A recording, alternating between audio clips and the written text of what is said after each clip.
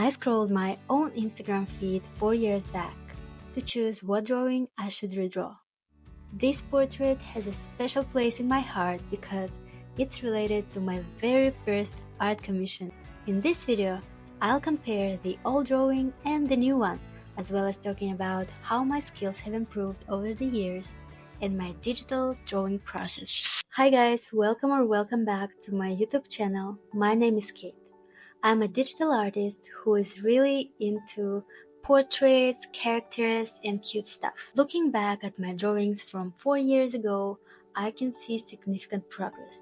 I've learned some fundamentals, anatomy, color theory, and that's why I believe my 2024 version is going to be better.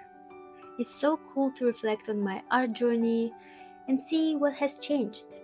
I hope you guys like this video, give it a thumbs up, and I hope you will find it helpful for your own drawing process.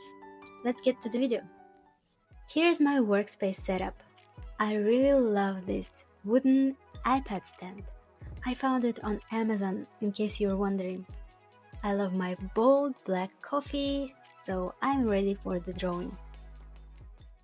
I often work on an 8x10 canvas at 300 dpi. This way I don't have any issues with the quality of my artworks. The 2019 portrait is going to be here in the corner all the time. Even though I remember the reference I used for this piece, I won't use it this time. I get asked about the brushes I use all the time. It's my custom brush set and now it's available on Etsy. The link is down in the description box. Today I'm going to be using only brushes from the set. And my go-to process is to start with a rough sketch. At this point, I don't care about how clean my line work is. The goal is to capture the proportions, shapes, and pose. I know I can do better with the sketch this time. I see how my original drawing has misplaced facial features. Do you see that? Remember in the beginning I mentioned that this portrait is related to my first art commission. I want to quickly tell you how it happened. One beauty brand reached out to me after they stumbled across this drawing, and I'm not sure how exactly they found it. I believe hashtags were working at that time.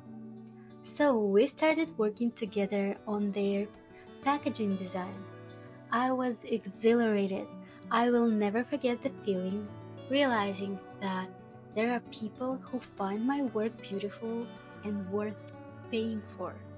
I took it as a sign that I was on the right track and decided it was time to set my price list and update my bio so everyone knew that my commissions were open. One person portrait was $35 and it went well. I got more orders and I was absolutely happy to draw each one of them. It's time to talk about the sketch. Here's a clean sketch and I'm trying to achieve some dynamic. I think it's possible because of her hair. Doesn't it look like the wind blows through her hair?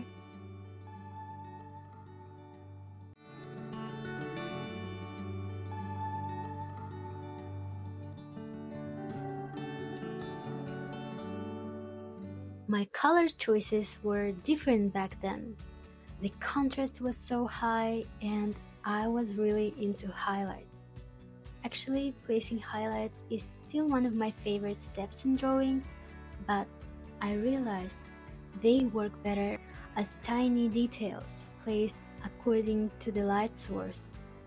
I'm going to keep my color palette pretty close to the original, but with more muted, dusted colors. And I think for her hair accessory, purple goes better than red. This way I follow an analogous color scheme.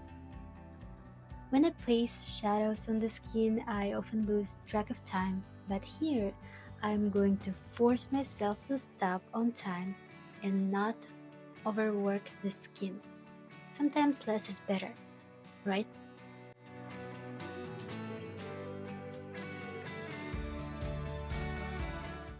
If you are still watching this video, thank you very much.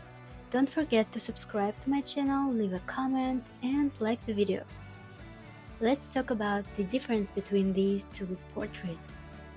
The 2019 portrait looks kinda flat, even though there are some shadows and light. Some of them are misplaced and I cannot identify the light source. The hair looks a bit messy too. To be honest, I used a brush that wasn't suitable for shading the skin. As for today, I have this versatile set, and whether I draw portraits or sketch vegetables, I still pick the same brushes. I use other brushes only for details and textures sometimes. I'm curious, what do you think about these styles? Do you see any improvement at this point, or do you find the previous drawing better? Speaking of hair, it was a mystery to me for a long time. I couldn't get the result I wanted, but eventually I kinda figured it out. To draw hair, you need some patience. These are not random strands. As you can see in my old drawing, there is no structure in the hair. Comparing to my current work, it looks kind of boring. When I draw hair, I keep in mind the light source, so I can place the right values for a realistic result. I believe to achieve an eye-catching portrait, I need to define where I want to draw the attention. With that in mind, I don't complicate her top. However, I'm going to put some effort into the flowers on her head. This is actually what I like the most about the old version, the headband. I think this portrait is turning out pretty well.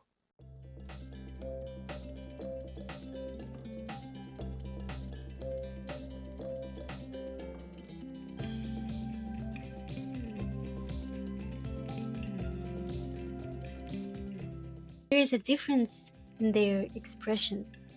I see confidence and strength in the original portrait and a soft, dreamy gaze in the new one. What do you see? As finishing touches, I love to add some more pinks and blues, as well as a black outline where it's needed.